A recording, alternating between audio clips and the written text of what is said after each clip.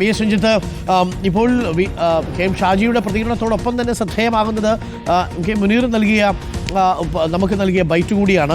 അതിൽ മുനീർ പറയുന്ന ഒരു പ്രധാനപ്പെട്ട കാര്യം ഇതുമായി ബന്ധപ്പെട്ട് തങ്ങൾ എഴുതിയ ലേഖനങ്ങളൊന്നും തിരുത്തിയിട്ടില്ലല്ലോ എന്നുള്ളതാണ്. ജമാഅത്തെയും മുസ്ലിം ലീഗും എന്നും രണ്ട് ആശയധാരയിൽ തന്നെയാണ്.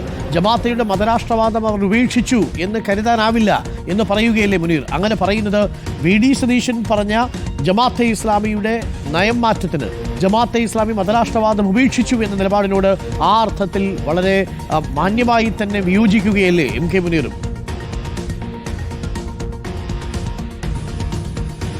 ഡോക്ടർ വെൽഫെയർ പാർട്ടിയുടെ പിന്തുണ ഇലക്ഷനിൽ സ്വീകരിക്കുന്ന കാര്യത്തിൽ UDF-നകത്ത് ഭിന്നാഭിപ്രായമില്ല. പക്ഷേ വി ഡി സതീശൻ വെൽഫെയർ പാർട്ടിയെക്കുറിച്ചും ജമാഅത്തെ ഇസ്ലാമിയെക്കുറിച്ചും നടത്തിയ പരാമർശത്തിലാണ് ഭിന്നാഭിപ്രായമുള്ളത്. അതായത് ജമാഅത്തെ ഇസ്ലാമി അവരുടെ നയപരമായ ഐഡിയോളജിക്കലായിട്ടുള്ള നിലപാടുകളിൽ നിന്ന് മാറുകയും അവർ മതേതരമായ നിലപാടുകളിലേക്ക് വന്നു എന്നുള്ളതായിരുന്നു വി ഡി സതീശൻ്റെ പ്രസ്താവന. ആ പ്രസ്താവനയോട് മാത്രമാണ് ഈ ഘട്ടത്തിൽ ലീഗ് നേതാക്കന്മാർ പ്രതികരിക്കുന്നത്. പ്രത്യേകിച്ച് ലീഗിൻ്റെ അസ്തിത്വത്തെ തന്നെ, ലീഗിൻ്റെ വോട്ട് ബാങ്കിനെ തന്നെ ഇല്ലാതാക്കുന്ന തരത്തിലാണ് ഈ ജമാഅത്തെ ഇസ്ലാമിയെ അംഗീകരിച്ചാൽ കാര്യങ്ങൾ മുന്നോട്ട് പോവുക.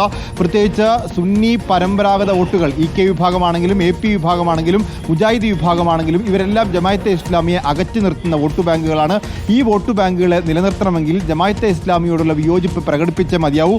ആ വിയോജിപ്പാണ് ഇപ്പോൾ ഇവർ പ്രകടിപ്പിക്കുന്നത്. LDF-നെ സംബന്ധിച്ച് LDF ഇപ്പോൾ UDF-നെതിരെ ജമാഅത്തെ ഇസ്ലാമി ആരോപണം കടുപ്പിക്കാനുള്ള പ്രധാനപ്പെട്ട കാരണവും ഈ കാരണങ്ങൾ തന്നെയാണ്. അതായത് മുസ്ലിം സമുദായത്തിലെ AP, EK, മുജാഹിദി വിഭാഗങ്ങൾ ജമാഅത്തെ ഇസ്ലാമിയുടെ കടുത്ത വിയോജിപ്പുള്ളവരാണ്. അവരുടെ വോട്ടുകൾ ലക്ഷ്യം വെച്ചുകൊണ്ടാണ് LDF ഇത്തരത്തിലുള്ള പ്രതികരണം നടത്തുന്നത്. സ്വാഭാവികമായിട്ടും ഭൂരിപക്ഷ സമുദായത്തിൻ്റെ വോട്ടും ഈ ഘട്ടത്തിൽ അവർ പ്രതീക്ഷിക്കുന്നുണ്ടാവും. അതുകൊണ്ട് തന്നെ ആ ഒരു ആക്രമണത്തെ പ്രതിരോധിക്കാൻ ലീഗ് മുന്നിട്ടിറങ്ങുന്നു. ലീഗ് നേതാക്കന്മാർ വളരെ ശക്തമായ ഭാഷയിൽ പറയുന്നു, ജമാഅത്തെ ഇസ്ലാമിയോട് ആശയപരമായിട്ടുള്ള ഒരു ധാരണയുമില്ല, സംഘടനാപരമായിട്ടുള്ള ഒരു സഖ്യവുമില്ല, തെരഞ്ഞെടുപ്പ് ഘട്ടത്തിലുള്ള ധാരണ മാത്രമാണ്. അതും ജമാഅത്തെ ഇസ്ലാമിയും വെൽഫെയർ പാർട്ടിയും UDF-ന് ഇങ്ങോട്ട് പിന്തുണ തരികയായിരുന്നു.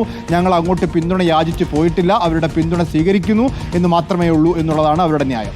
ഓക്കെ, എന്തായാലും ഈ വിഷയത്തിൽ ഇനി തുടർ പ്രതികരണങ്ങൾ ഒരുപക്ഷെ തെരഞ്ഞെടുപ്പിന് ശേഷം നമ്മൾ പ്രതീക്ഷിക്കാം അല്ലേ വി എസ് രഞ്ജിത്ത്? തെരഞ്ഞെടുപ്പ് വരെ വളരെ സംയമനത്തിൽ തന്നെ ആയിരിക്കും ലീഗ് നേതാക്കളുടെ പ്രതികരണം. അതാണ് എം കെ മുനീറിൻ്റെ പ്രതികരണത്തിൽ കാണുന്നത്. വളരെ സോഫ്റ്റ് ആയിട്ടാണ് അദ്ദേഹം അത് പറയുന്നത്. അതേസമയം തന്നെ LDF-നെയും കുറ്റപ്പെടുത്തുന്നുണ്ട്.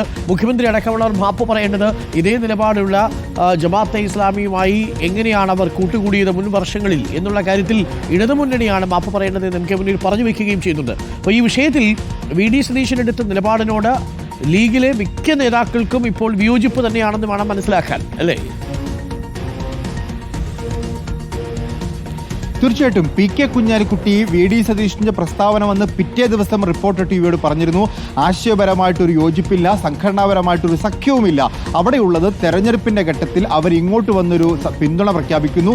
വോട്ട് തരാം എന്ന് പറയുന്നവരുടെ വോട്ട് വേണ്ട എന്ന് പറയുന്ന രീതി UDF-നില്ല. അതുകൊണ്ട് അവരുടെ വോട്ട് സ്വീകരിക്കുന്നു എന്ന് മാത്രമേ ഉള്ളൂ.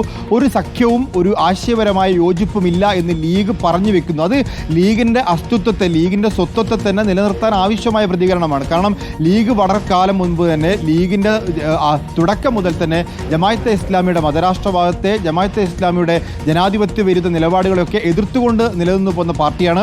സ്വാഭാവികമായിട്ടും അവരുടെ വോട്ട് ബാങ്ക് എന്ന് പറയുന്നത് പരമ്പരാഗത സുന്നികളാണ്. സ്വാഭാവികമായിട്ടും അത് നിലനിർത്തുക എന്നുള്ളതാണ് ലീഗിനെ സംബന്ധിച്ച് പ്രധാനമായിട്ടുള്ളത്. പക്ഷേ മുന്നണിയെ സംബന്ധിച്ച് ഒരു പ്രതിസന്ധി ഉള്ളത് ഈ ഉപതെരഞ്ഞെടുപ്പിൽ മാത്രം പോരാ വെൽഫെയർ പാർട്ടിയുടെ പിന്തുണ. 2019 തുടങ്ങിയ പിന്തുണയാണ് പഞ്ചായത്ത് തെരഞ്ഞെടുപ്പിലും 2026 നിയമസഭാ തെരഞ്ഞെടുപ്പിലുമൊക്കെ വെൽഫെയർ പാർട്ടിയുടെ പിന്തുണ UDF-ന് ആവശ്യമുണ്ട്. അതുകൊണ്ട് ഈ രീതിയിൽ ഒരു ബാലൻസിംഗ് ആയിരിക്കും UDF-ന് മുന്നോട്ട് കൊണ്ടുപോവുക. ലീഗ് ആശയപരമായ വിയോജിപ്പും UDF വെൽഫെയർ പാർട്ടിയെ കൂടെ നിർത്തി തന്നെ മുന്നോട്ട് പോകും. Okay, thank you.